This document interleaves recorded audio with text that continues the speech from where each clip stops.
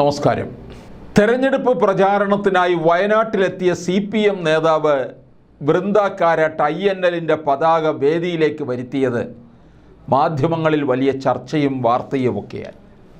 ഇത് ഗൗരവമില്ലാത്ത വില കുറഞ്ഞ രാഷ്ട്രീയ വേലയായി പോയെന്ന് കരുതുന്നവരിൽ ഇടതുപക്ഷക്കാർ തന്നെയാണ് ഏറെയും.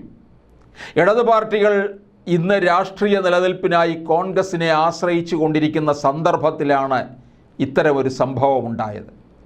വർഗീയ ഫാസിസത്തിനെതിരെ കോൺഗ്രസിൻ്റെ നേതൃത്വത്തിൽ ദേശീയ തലത്തിൽ മതനിരപേക്ഷ ജനാധിപത്യ പാർട്ടികൾ ജീവൻ മരണ പോരാട്ടത്തിലാണെന്ന കാര്യം വൃന്ദയ്ക്ക് അവർക്കൊപ്പം വേദിയിലുണ്ടായിരുന്ന ബിനോയ് വിശ്വത്തിനും വയനാട് സ്ഥാനാർത്ഥി ആനി രാജയ്ക്കും അറിയാത്തതല്ലല്ലോ.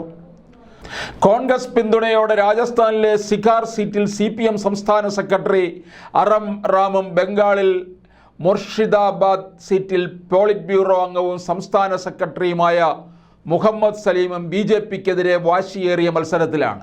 അവിടെ കമ്മ്യൂണിസ്റ്റ് പാർട്ടികളുടെ ചുവന്ന കൊടിയും കോൺഗ്രസിൻ്റെ ത്രിവർണ്ണ പതാകയും കൂട്ടിക്കെട്ടി നടത്തുന്ന പ്രചാരണത്തിൻ്റെ കാഴ്ചകൾ ഇന്ന് സമൂഹ മാധ്യമങ്ങളിൽ സുലഭമാണ്.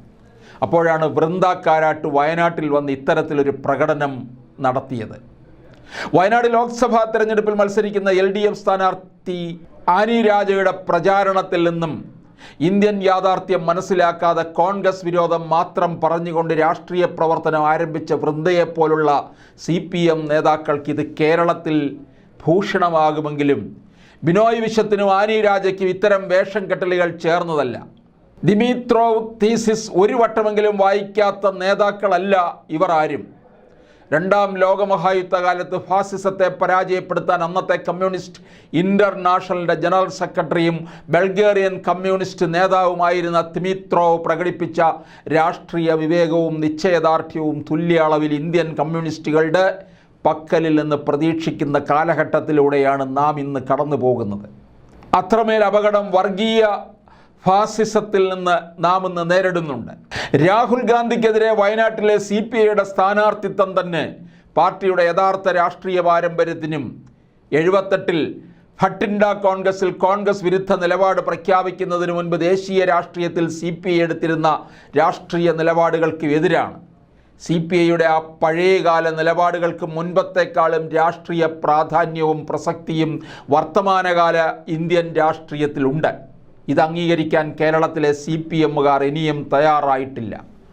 അവരുടെ രാഷ്ട്രീയ ജീനിൽ ഇപ്പോഴും സജീവമായി കുടികൊള്ളുന്നത് അടിസ്ഥാനമില്ലാത്ത കോൺഗ്രസ് വിരോധമാണ്. മറുവശത്താകട്ടെ നിലനിൽപ്പിനായി കോൺഗ്രസുമായി കൂട്ടുചേരാനും അവർക്ക് മടിയില്ല. പക്ഷേ എത്ര കാലം ജനങ്ങളെ വിഡ്ഢികളാക്കും?